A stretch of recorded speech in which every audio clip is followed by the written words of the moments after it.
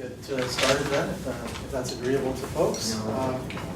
I'd like to begin by acknowledging that the Surrey campus of Kwantlen Polytechnic University is located on the unceded traditional lands of the Coast Salish people, specifically the Kwantlen, Musqueam, Katzie, Semiahmoo, and Tsawwassen First Nations. And it's really important for us to begin a discussion on against policing and the politics of fear, a discussion about moral panic over crime in Surrey, by acknowledging the role ongoing of police in colonial theft, dispossession, displacement, brutality, and genocide. And to acknowledge that, in fact, the colonial force supreme in the Canadian context, the RCMP, founded as a force of erasure, displacement, dispossession, control and containment, and an agent of genocide, remains the municipal force in Surrey, in addition to being, of course, a federal force and provincial force in different contexts. So I think we have to recognize and acknowledge that, and that is part of the struggle in relationship to the specifics that we're going to be looking at tonight in terms of a range of issues around policing, that we recognize that that is part of an ongoing struggle against colonial violence. So my name is Jeff Shantz, and I'm a faculty member here at KPU, and I'm just going to start by introducing our panelists, and I guess I'll just go in terms of order of the presentation. I'm going to give a short sort of contextual discussion off the top, and then we have Harleen Gill, KPU student, and an organizer with against gang violence in Surrey, and we'll be talking about the campaign that she has been a part of. And then I think we have Isabel Krupp, who's going to discuss moral panic, racist anxieties, and the Surrey Gang Task Force. Then I believe we have Diewert, who's going to talk about the Surrey Outreach Team and the criminalization of poverty. And Lenee, who is going to, also a KPU student, is going to talk about the new Immigration Detention Center and migrant justice in Surrey. And then Diewert will discuss community-based alternatives to policing. And we'll have, hopefully, time for robust discussion and organizing, hopefully, when our discussions are done. So we are, it's clear to say, in the midst of a crime panic in Surrey. Crime being the sort of political centerpiece for civic discussions, and certainly once again a centerpiece of the discussions in the lead up to and since the municipal elections, with virtually all of the parties kind of tripping over themselves to discuss how many more cops they were going to hire and how many more resources were going to go to policing, and whether they were going to shift from the RCMP or go to a municipal force. All of that is to say that crime has been a central motivator for a range of powerful interests in the Surrey context, with political interests and economic interests, particularly in the business improvement associations and the Board of Trade.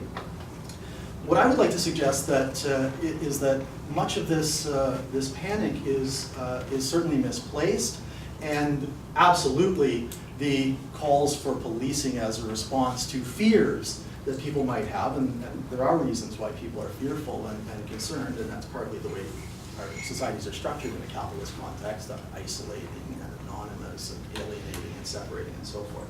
So just to give a sense of kind of the reality behind the crime panic and why we should maybe rethink the way in which crime is posed and the response to crime is posed in Surrey.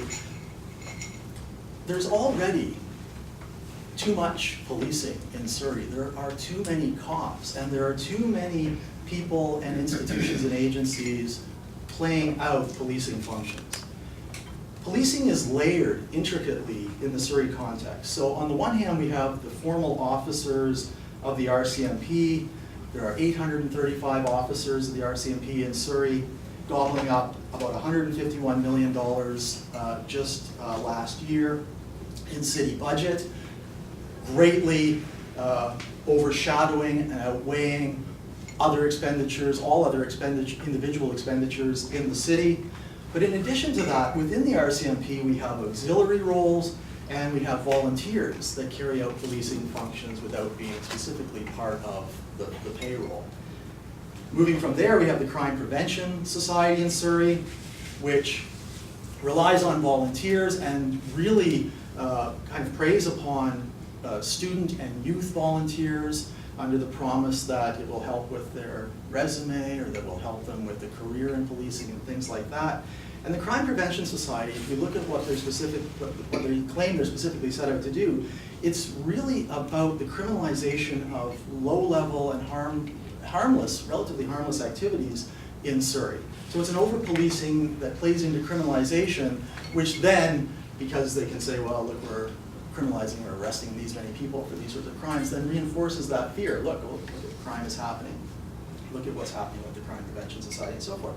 And they're very specific about the things that they target. And they're going after low-level drug use, low-level drug trade, and they're going after graffiti. Right? These are not exactly the sorts of pressing threats that people think of, I believe, when we talk about what are our crime fears and threats in our society.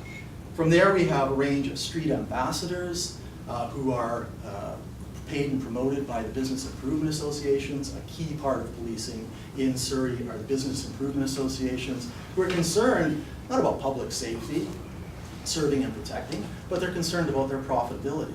They're concerned about their business. They're concerned about creating public space as a space for commerce, for shopping, for tourism, and so forth.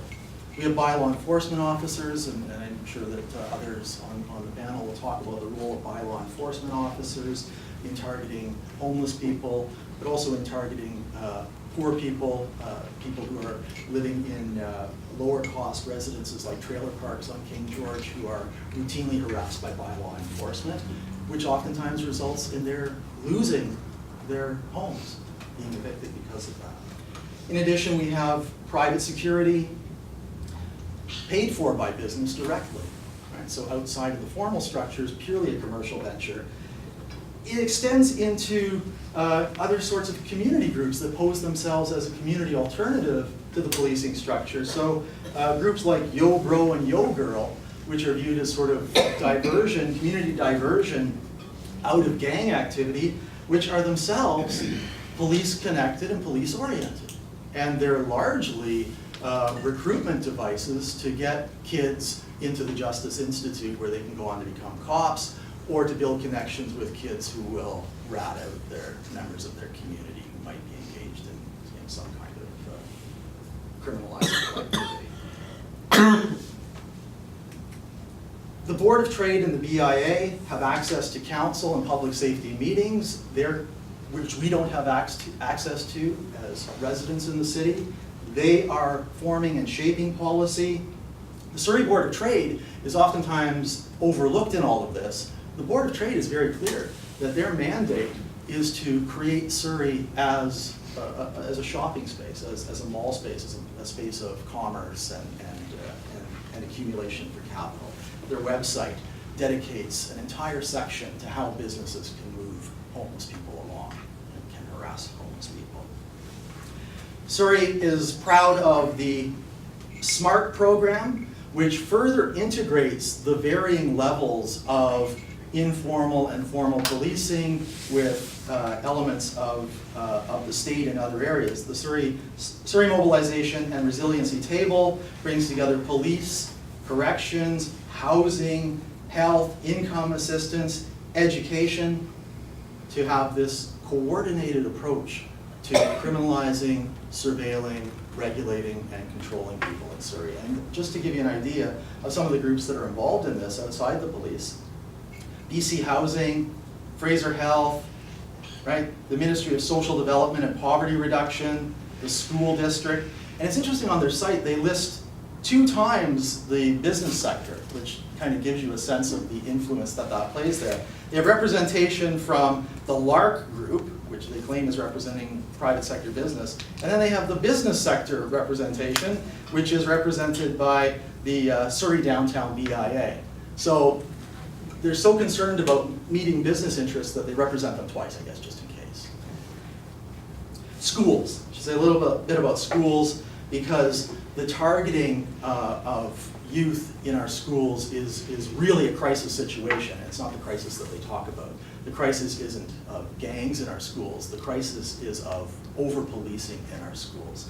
So that even sort of low-level basic activities, kids getting into a disagreement on the playground, getting into a fight, not even on school grounds, but down the block, becomes grounds for bringing them into the school, confiscating their phones, doing histories of their text communications, their social media communications, and then eventually diverting them out of the schools, where they become isolated even further and more open to surveillance. This is really a channel for criminalization, for recruiting students into snitch cultures, and for those that can be won over into recruitment for the cops.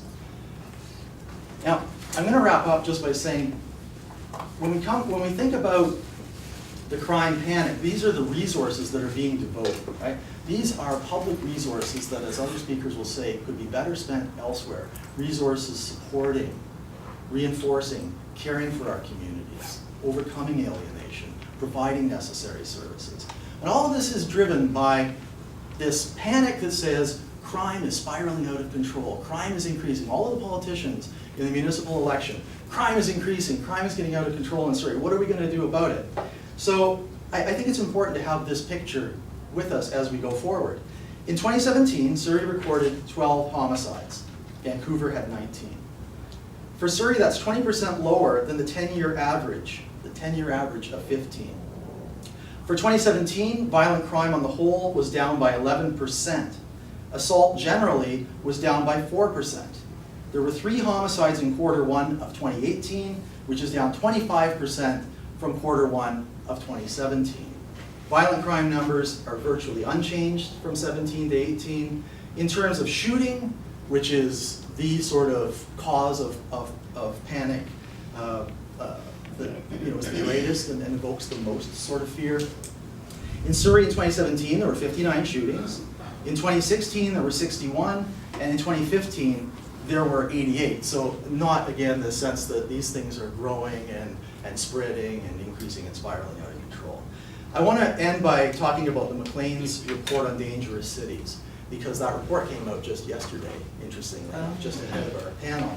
Now, they used the Statistics Canada Crime Severity Index, which accounts for both volume and seriousness of crime. So it's like an area is having a lot of crime, but it's low-level crime.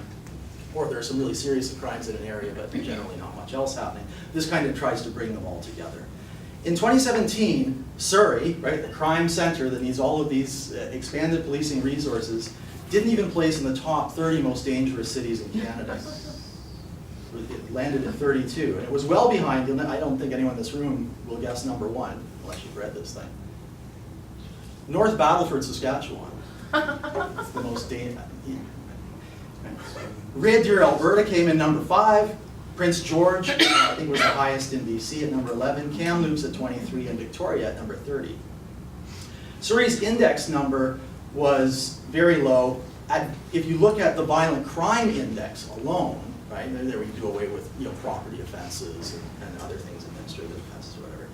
Surrey came in at 44th, just in terms of violent crime. And rates for homicide in Surrey were about the Canadian average.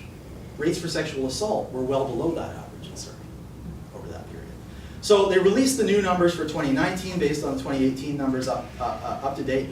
Interestingly, they released the numbers just before our meeting, and right as Doug McCallum, the proponent for spending millions of dollars more to get a municipal force, took office. And again, tellingly, and more evidence about what this means in terms of the panic purveyors and the calls for more policing and Surrey spiraling out of control. This year, Surrey isn't in 32nd place, it's in 47th. That's behind Belleville, Ontario, Brandon, Manitoba, Truro, Nova Scotia, crime hotbed. And Courtney. So yeah, and the drop in the index was amongst the highest. So Surrey had a huge decrease in that crime index. It was amongst the highest in the country. Right? If we go to that violent crime severity index again, right? Surrey's dropped from 44th place to 63rd. If the gangs keep doing what they're supposedly doing, next year we'll be out of the top 100.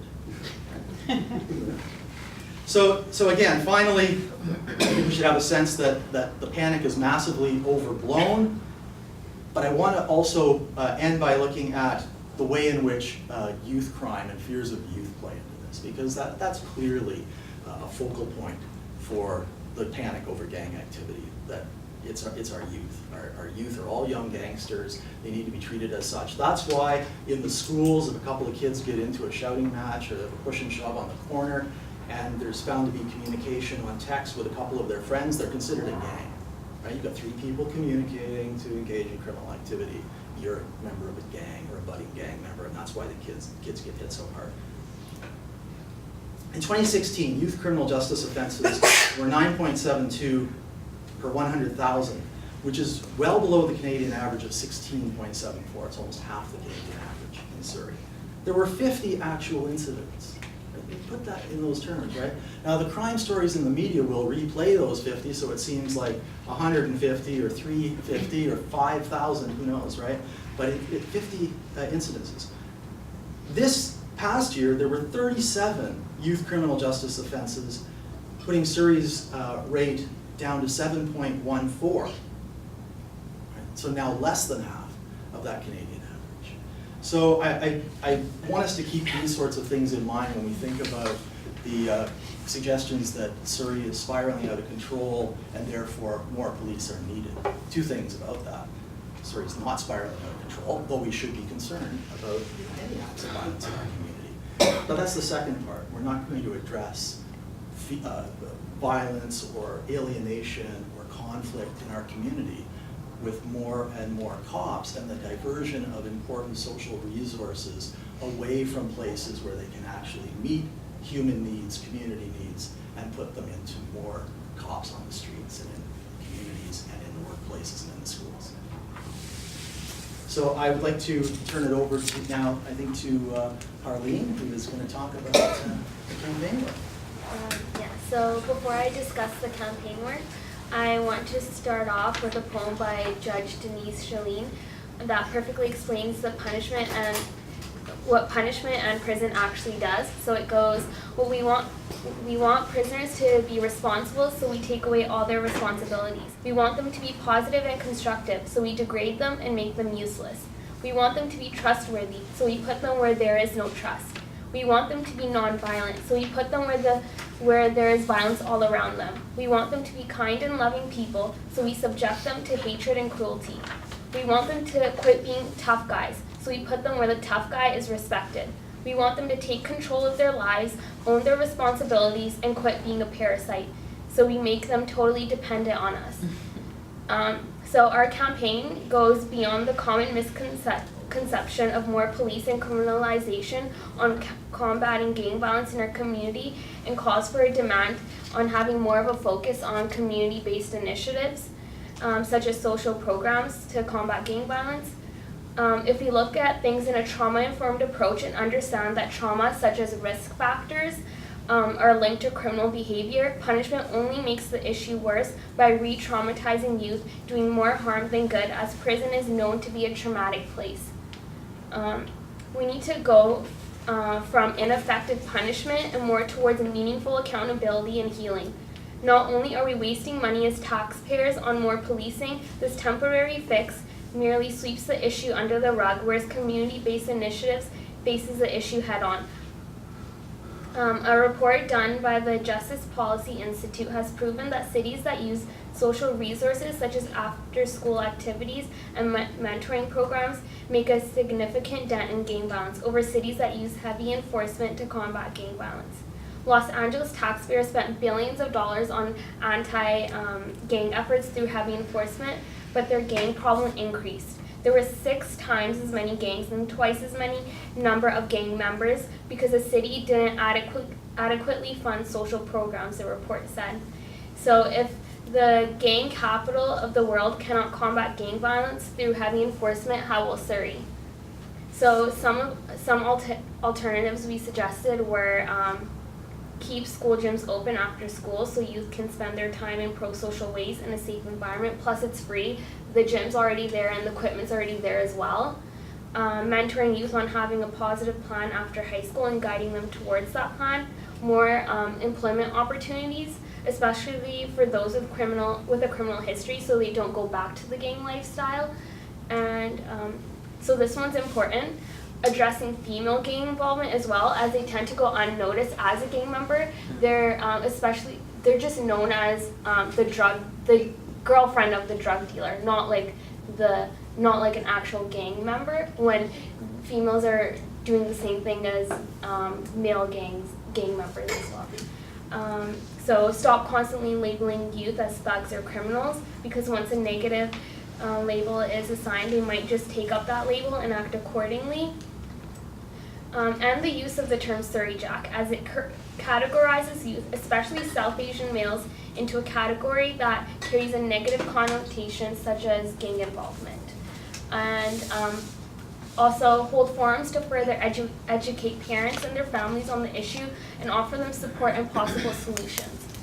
So all these and many other alternatives that do not include focusing on punishment are important, because we cannot arrest our way out of poverty, mental illness, addiction, or just other traumas that youth may deal with in general. So the campaign has gotten a lot of responses, especially by Proudly Surrey and its members that were running for city council, although one member and a reporter from Surrey Now Leader did disagree with one of our tweets about moral panic and the media. So we've also had community members tweet us and put in their input on how they agree with having more of a focus on social programs. So overall, the response has been well, since gang violence in Surrey has become such a hot topic within the community, and people want change, but it's obvious there's still work to be done and have it be implemented. So if you want to follow up with the campaign, our Twitter account is called End Surrey Gangs.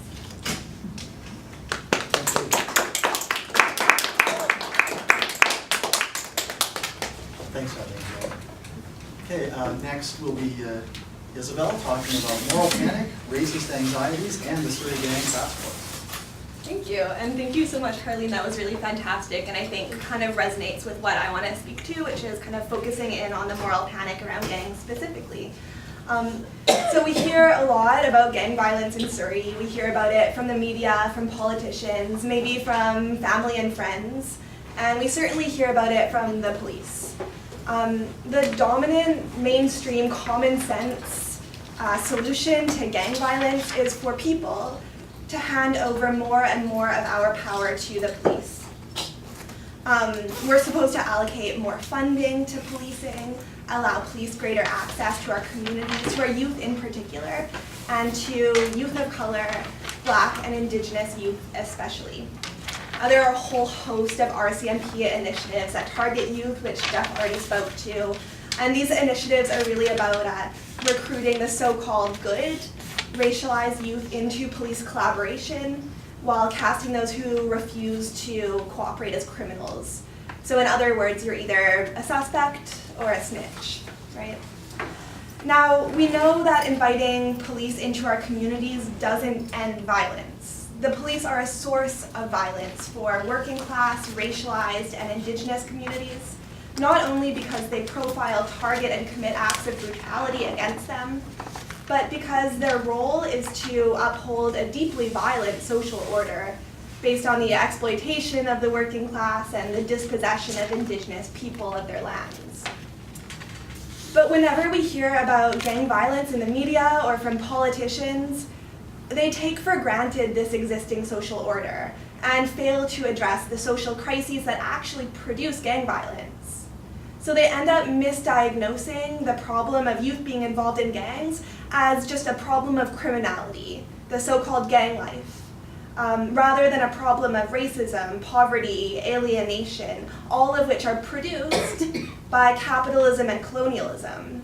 And this misdiagnosis allows the City of Surrey and others to present the police as a solution rather than a fundamental part of the problem. This reaction to gang violence and this push to further empower the Surrey police has gone almost entirely unchallenged. So following the gang-related deaths of 3 Surrey residents earlier this year, the public culture in the city has really reached a tipping point in the moral panic surrounding gang violence. And when I say moral panic, I think when all of us say moral panic, we're really referencing the theorist Stuart Hall, who wrote this book called Policing the Crisis in 1978. And this book was all about mugging, which was a really big deal in Britain at the time, in the late 70s. But instead of looking at mugging per se as a crime perpetrated by individual criminals against individual victims, Stuart Hall was interested in mugging as a social phenomenon, and especially the social panic surrounding mugging. He argued that this panic wasn't really about mugging at all. It was about a much deeper social and economic crisis. And we're talking about Britain in the late 70s, right? So the crisis of neoliberalism orchestrated by Margaret Thatcher, which really gutted the welfare state, that crisis was well underway and was very deeply felt by the black and brown youth who were being constructed as threats, who were being constructed as violent criminals responsible for this mugging, this supposed mugging crisis. So Stuart Hall developed the concept of the moral panic, which he said is a means of managing crisis and preserving the dominant social order, the violent social order that we live under. And ultimately, the moral panic, it functions to win over popular support for increasingly coercive, repressive measures on the part of the state. It lends legitimacy to the more than usual exercise of control that it takes for the state to suppress crisis and social unrest. So in Surrey, moral panic and desperation for somebody to do something about gang violence has manifested in calls for more police on the ground, for more funding for law enforcement, for the establishment of a municipal force in place of the RCMP, and for the deeper and deeper integration of police into schools and social services. And these were messages that we heard at the Wake Up rally in June. Did you guys follow the Wake Up rally in June? So it was this massive rally responding to those gang-related deaths. There were protesters who were demanding politicians, the government, do something about gang violence. And it was really led and well attended by leaders from the South Asian community. And again, the kind of messages, the dominant messages at the rally, which was attended by thousands of people, were again more police in more of our, more integrated into the community and so on. And I think it's really important to note that the panic driving South Asian protesters to make these demands is really different from the panic of white property owners. Because white property owners' fixation on crime is pretty simply an expression of racist anxieties and concerns about their own material interests. But the protesters at the Wake Up Surrey rally, on the other hand, were expressing concern about their children's future. And they may have focused narrowly on the violence and uncertainty associated with a life of crime or a gang lifestyle, but they're also responding to a much broader crisis of racism and poverty and alienation and violence. So I think this shows how this moral panic about crime really points to a deep social anxiety about the future. So parents are legitimately afraid that their children will be the first generation in a century to be worse off than the generation before them. And gang violence might be one manifestation of that broader crisis that I'm talking about, but gangs aren't actually the root of the problem. Because racism and poverty and alienation and violence are actually the inevitable outcomes of class society, of colonial society, of white supremacy, and so on. Which means that efforts to repress gang violence through state power whether through the hard power of the cops and the courts and the prisons, does nothing to provide alternatives to the landscape of racism and dead-end jobs facing racialized youth in Surrey. So to make up for this inadequacy, its inability to offer alternatives to gang involvement, the task force overcompensates with this heavy-handed, zero-tolerance punishment and exclusion that we see. So for example, the task force report recommends establishing an inadmissible patron program similar to Bar Watch in Vancouver, which is supposed to limit known gang members' access to bars and restaurants. But Bar Watch has faced some really serious criticisms, including from the BC Civil Liberties Association, which says that there's little evidence that programs like this do anything to improve public safety. And because of the power of police, the power is concentrated in the hands of police to determine who counts as inadmissible. Individuals end up facing repeated harassment and sometimes violent ejection from venues with limited avenues for appeal. So for young people who are targeted by the police, this program only contributes and compounds the social alienation and isolation from broader communities. So throughout this report, whether it's talking about prevention or punishment, the Gang Task Force advocates for increased surveillance of at-risk populations, which really means subjecting racialized youth to police involvement and criminalization, which just ends up confirming their supposed criminality and justifying further surveillance, right?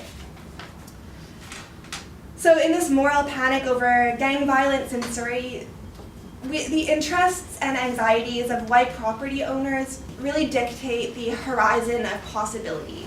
And there is some space for racialized parents to express their grief or their fear, but only if these expressions confirm the dominating logic of the moral panic. Responses to gang violence that refuse to expand police power fall well outside that horizon, while any response that goes as far as advocating for the abolition of the police is unthinkable. And in all of this, the voices of South Asian and Black youth are silenced, and the roots of their social alienation and material deprivation are not only ignored, they're entrenched, since the gang panic further legitimizes the surveillance, the regulation, and the criminalization of poor and working class and racialized youth in Surrey. The fight for the abolition of the police is a fight for an entirely different social reality. We can begin to push back against police power by organizing against the continued expansion of police budgets and the integration of police into our schools and our social services.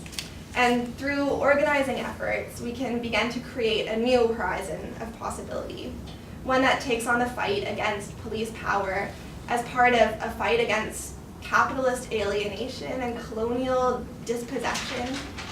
We can create a new horizon of possibility based on collective power and self-determination and solidarity. Thank you. And developing that class basis of policing and the fundamental role of policing in exploitation, accumulation, and market ethic. We have Dave, who's going to talk about the Surrey Outreach Team and the criminalization of poverty. So, homelessness is perhaps the most visible manifestation of acute poverty. Homelessness is predominantly understood to be the result of individual misfortunes, bad choices, or moral flaws. And those who find themselves in situations of homelessness are told to access the social services and charitable donations that are available, pick themselves up by their own bootstraps, and become quote-unquote productive citizens once again. But homeless count surveys reveal a different story. When homeless people are asked why they are homeless, they consistently say that rents are too high, incomes are too low, and shrinking vacancy rates make finding adequate housing impossible. This points not to individual failures, but systemic factors that are fundamental to our political economy, like private property as commodified sites for investment and capital accumulation, downward pressures on wages, the exploitation of labor, and government austerity cutbacks of social goods like housing and income assistance. Homelessness, poverty, inequality, these are the products of an economic system that's hell-bent on protecting private property rights and maximizing profits above human needs, and the rate of production of homelessness, poverty, and inequality just keeps increasing. So Vancouver Mayor Gregor Robertson came into office in 2008 with a promise to end homelessness by 2015. He left in 2018 with the homeless count higher than ever. In 2013, the City of Surrey produced a master plan on housing the homeless that proposed 450 units of supportive housing for homeless people to be established over the next 5 years. The number 450 was based on the latest homeless count of slightly over 400 people, plus 10%. But by 2017, those units hadn't materialized, and homelessness in Surrey had increased 50%.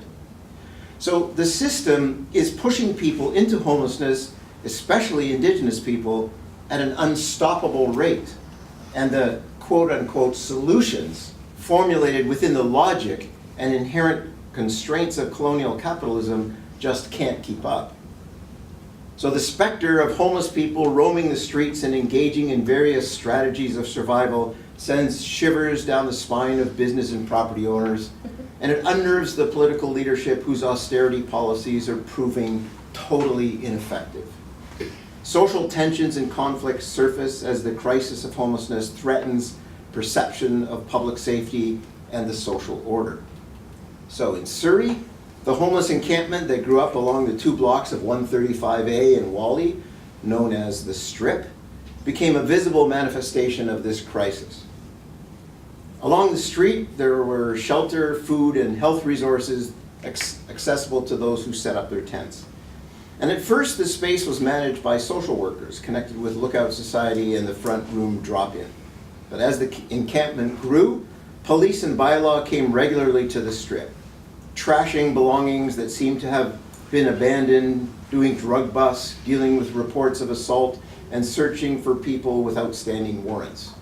And over time, these enforcement visits became more and more frequent. And then in December of 2016, the City of Surrey launched its City Centre Response Plan, which included the imposition of a Surrey outreach team on the Strip that was comprised of 12 RCMP and 4 bylaw officers who would be present on the Strip on a 24/7 basis. So the city's response to deep poverty and homelessness was not the construction of housing and an increase in resources, nor was it an outreach team of social workers, healthcare providers, and housing advocates. It was outreach workers with guns and a monopoly on state-sanctioned violence. It was a strategy of intense surveillance, harassment, and containment. It solidified the equation of poverty and homelessness with criminality and dangerousness. The homeless encampment on 135A resembled, according to some, an outdoor prison or a refugee camp, where police kept track of everyone who lived there, knew of their comings and goings, interrogated visitors, and vetted everyone who provided any kind of service to residents on the Strip. They arrested street-level drug dealers, assisted bylaw theft of people's belongings, harassed people with accusations of theft or petty bylaw infractions, and forced homeless people living elsewhere onto the Strip so that they could watch them. It was an unabashed strategy of criminalization, and it deepened social stigma and hostility towards people forced to endure and survive conditions of premature death. It established the practice of using overt police power to manage and repress the social conflicts created by the market forces of capitalism. At the beginning of this year, the City of Surrey and BC Housing announced the plan to provide 160 units of temporary trailer housing. While this fell far short of addressing the crisis of homelessness in the city, it provided the opportunity to dismantle the Strip. On June 21st, everyone was forcibly removed from the encampment on 135A. Some moved into the new temporary housing, others into shelters, and still others left to fend for themselves where they are constantly harassed by cops and bylaw. The management of homeless people has now moved indoors in Whalley, but homelessness has not been resolved. It's noteworthy that the implementation of the Surrey Outreach Team coincided with the final approval of a massive development plan in the area. The Surrey City Centre plan was approved by Council in January 2017. And it lays out an elaborate development scheme for the whole area, including 135A. The removal of the encampment from the strip was essential to push this plan along and encourage large-scale investment in the area. The next move is to get the homeless people living in the temporary trailers out of the area completely. Part of the BC Housing announcement was the construction of 250 units of permanent modular housing that would replace the 160 units of temporary housing. The first of the 5 projects was scheduled for Cloverdale, but business and property owners in the area opposed it vehemently, and it was canceled. The reasons they stated were that having people formerly homeless living nearby would negatively impact their quality of life, diminish property values, and undermine public safety. It seems the association of homelessness with criminality and danger that carceral management strategies inculcate only perpetuate the exclusion, alienation, and premature death that suffuse the lived experience of homelessness. Policing homeless people doesn't touch the root causes of poverty. It simply tries to repress the social conflicts it generates. And it drains resources that could be used to alleviate the crisis. So in 2013, the master plan for housing the homeless proposed the 450 units of housing, 360 of those to be new construction, plus the purchase and renovation of other buildings. These 360 units, the report calculated, would cost just over $41 million. Needless to say, most of those units weren't built. But over the same period, the RCMP budget increased by $41 million. In all of this, it's clear that the role of the police is to serve and protect the interests of businesses and property owners, and to secure the power of the ruling class. It's no surprise that the Surrey Board of Trade annually hands out police awards. And this year, the Surrey Homelessness and Housing Society gave its Heroes of the Homeless award to the Surrey Outreach Team. A recognition that no doubt was assigned without any input from people who endured daily police repression on the strip. And although the encampment along 135A has been dismantled, the Surrey Outreach Team continues and is expanding. Members of the team have been doing presentations to other municipal forces based on their experience of policing the strip. And according to the team's top cop, Trevor Dinwoody, there is, quote, no appetite to shut down the Surrey Outreach Team. If anything, they're talking about expanding it from just one community and moving it out to the other 4 districts in some way, shape, or form, end of quote. Cops, courts, and prisons constitute the carceral apparatus that maintains a colonial and capitalist social order, an order that requires massive violence to be established and maintained, and that systematically produces the violence of poverty, homelessness, alienation, and inequality. We need to do away with this order and the police that protect it to make way for other worlds, to make other worlds possible, where needs are met and human lives can be lived creatively together.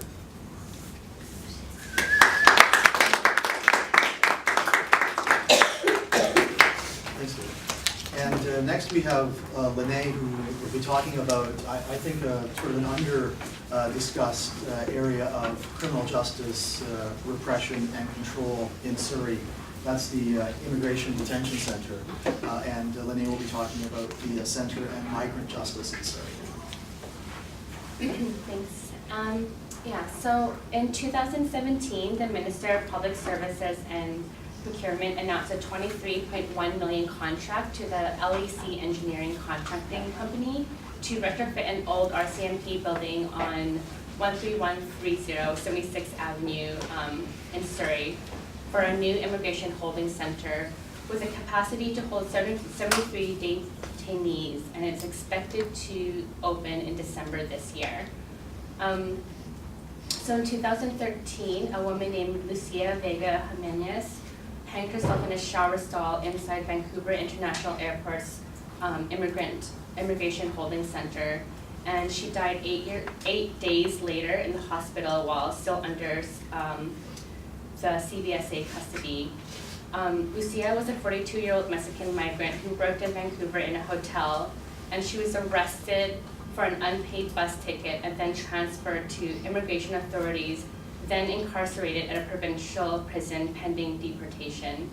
A coroner's inquest heard testimony from a contracted security guard who said he falsified room check records the morning of Jimenez's death, prompting calls for the Canada Border Service Agency to end subcontracting security firms, and 19 recommendations to improve conditions put forward by the jury.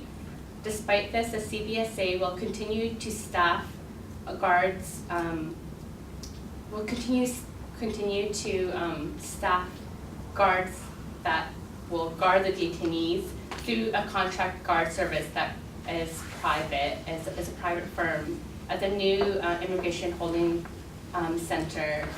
And conditions in the current facility at the Vancouver International Airport still remain inhumane. The current facility is below ground level and has no natural light and poor ventilation. People who are making refugee claims or awaiting hearings are criminalized for crossing so-called borders on stolen Indigenous lands constructed by colonialism, when in fact claiming asylum is a human right. Migrants and asylum seekers are penalized for accessing that right, and they're treated inhumanely and are denied things like basic and emergency health care and access to justice. Immigration detention can also mean an indefinite prison sentence for people who have not committed crimes. Migrants are also the only population within Canada who can be detained on administrative grounds without being charged with a specific criminal offense. Nearly 100,000 migrants across the country are jailed in both holding centers and maximum security jails without charge, and this includes hundreds of children who are separated from their families. The government has expanded its use of immigration detention, with the CBSA detaining an average of 7,215 individuals a year who spend about 19.5 days behind bars, costing about $225 a day to detain a non-citizen individual in a provincial jail. And in comparison, low-income folks in BC on welfare receive $375 a month for shelter allowance. So I think all of this really emphasized that there's a moral panic around anti-immigrant rhetoric of illegals and terrorists, and it's perpetuated around an alleged security threat to justify detention centers, to justify the CBSA, to justify prisons and police in order to maintain and protect a social order that is really rooted in colonialism, capitalism, and white supremacy. That moral panic is also used to justify increased migrant detention, perpetuate racist anxieties, and otherizing ideologies about migrants, and which allows a continuation of the inhuman treatments that folks experience. It's also used to maintain the profit of both detention centers as well as the exploitation of migrant workers who continue to work in subhuman conditions for low wages here in Surrey. An immigration holding center in Surrey is just another layer of policing, especially with it being so close and being kind of in the heart of an area in Surrey with such a large Black and Brown community. Migrant justice and police and prison abolition is a joint struggle, and we need to divest from the CBSA, need to divest from police and prisons, and end detention. What we really need is an investment in communities, people, solidarity, and a push for real change.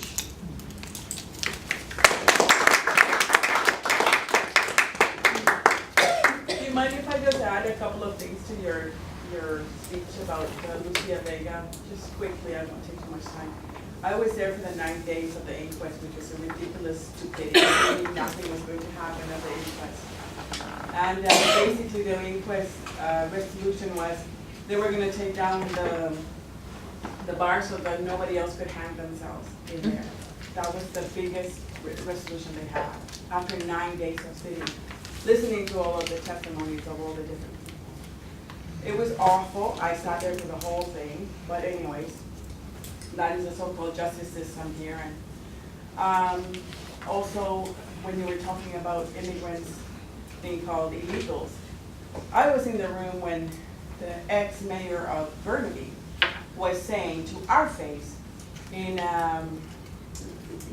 unofficial meeting, because it was not recorded anywhere, that if he knew that in his neighborhood somebody was so-called illegal or undocumented, he himself would phone immigration and make sure that they were deported. This is the ex-mayor of Burnaby. Thank God he's gone, by the way.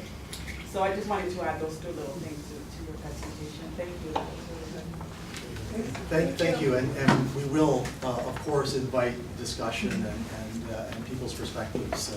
We have one more presentation. This event tonight is organized and hosted by Anti-Police Power Surrey. We are a community-based organization, coalition, active in Surrey around confronting and contesting police violence and the various forces, economic and political forces, calling for more policing, more police repression. But of course, also, our orientation is very much towards developing and thinking about real-world alternatives to policing and real supports for community and human need where we live. And so Eva is going to discuss some community-based alternatives to policing as our final discussion. So I'm Alternative to Policing, and I'm going to be echoing bits and pieces of what has already been said. I'm going to talk mostly about three main things. The first is the role of policing and what we have come to know. The second is what do we mean by alternatives to policing, and then lastly, examples of alternatives to policing. So what is the role of policing?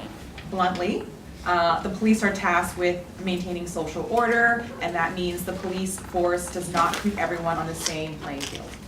The actions of police are not equally distributed. It's not equally opportunity policing, such as people like youth, people of color, and the homeless are treated much more differently than someone in a suburb that maybe does not come across or see a police officer in their neighborhood for months on end. This leads to higher rates of police brutality and incarceration in the less privileged populations. And in doing so, the police rarely meet the needs of the community.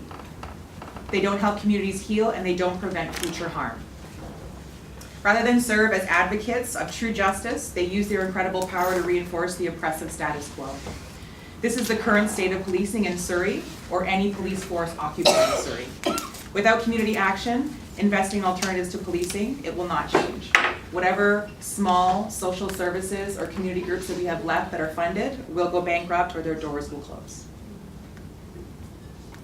So what do we know based on that information? That policing is primarily reactionary. Currently, we have a policing authority that reacts to crime more often than it actively tries to prevent it. Moreover, the Surrey RCMP have integrated a layer of policing strategy. This is in the form of having police present in schools, community centers, and continuously introducing new forms of programs that they have no business facilitating because they ultimately force the moral panic agenda and create snitch culture. Police are not trained youth counselors, social workers, teachers, or mentors.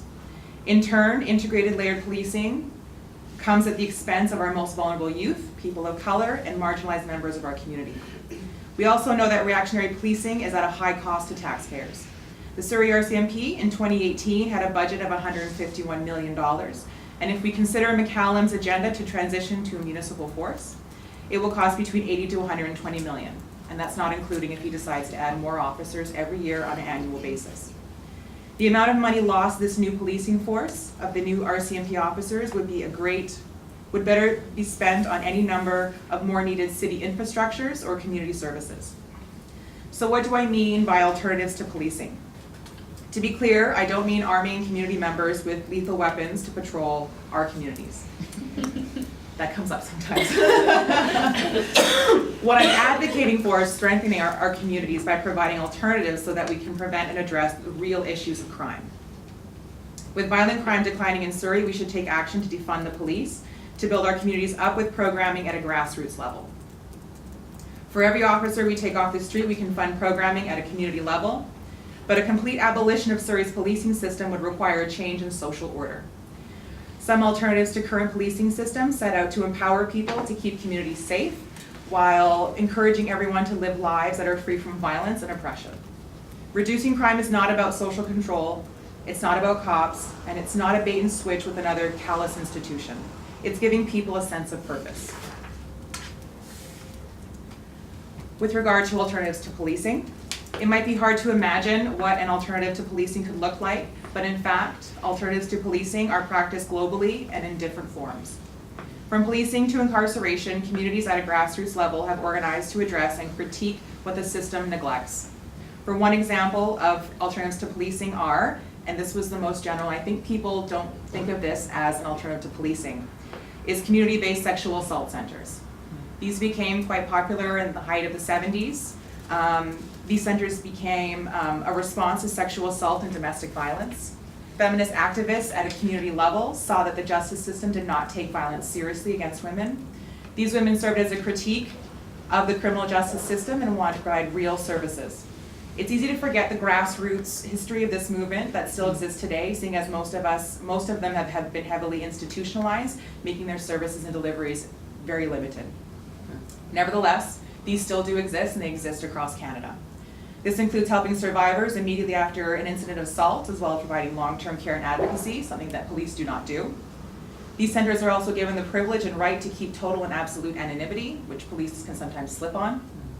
These solutions give not only provide more options to survivors, but also provide safe alternatives to going to the police, which is mostly a male-dominated force.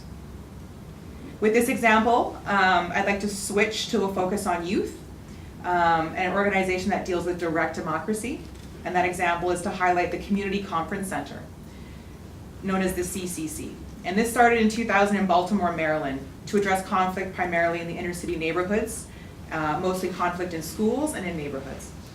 Community conferences are based on Indigenous practices of hearing what happened, letting everyone say how they've been affected by the situation, and then having the group come up with ways to repair the harm and prevent it from happening again. By 2004, the CCC had facilitated over 500 conferences and reached a compliance of 90% of its agreements. The success here came from all members being committed to investing in their communities and youth, which they viewed as the most vulnerable. Their idea of bringing all parties together is similar to another alternative to policing practiced globally that also has its roots in Indigenous practices, and that's restorative justice. This model represents an alternative to courts and jails. Spaces are created where accountability is understood as a community issue, and the entire community, along with the so-called perpetrator and the victim of a given offense. They try to restore and even transform everyone in the process. One of the most inspiring aspects of restorative justice is that problems can be addressed before the cops even get involved. Equally important have been the efforts to bring restorative justice into schools. The results have been seen as positive across the board, with lessening of expulsions and increasing student-to-student agreements to reduce bullying, racism, and promoting healthy conversations. This gives youth at an early age the skills and tools to de-escalate peer-to-peer issues that eliminates the use of police being on school grounds and possibly the detention of a student. Detention as in police detention, not after-school detention. So to make that clear. So I'm gonna get into my conclusion now. I think it's important to note that communities already exist without or outside the purview of policing, and most of our social relationships between each other exist outside the scope of police intervention. By divesting in police, investing in our communities, we are seeking a more just, free, and equitable future. This larger vision must inform the alternatives we are advocating for and the grassroots movements we as a community members develop. Crucial to this is to stop the integration of police at every level of our community engagement. These are my 3 radical ideas to alternatives to policing. The first is mental health services. That is an alternative to policing in my view. This has often been a trapdoor for other forms of institutionalized social control and as bad as being in prison. But shifting towards preventative, supportive, independent living care can help keep those most impacted from ending up in handcuffs or dead on the street. My second idea is social housing and addressing the housing crisis and homelessness in Surrey. And lastly, youth centers outfitted with free after-school programs, peer support, and counselors. I will not project what the communities here need because that has to come from them. I will end with equality is the best alternative to policing. Thank you.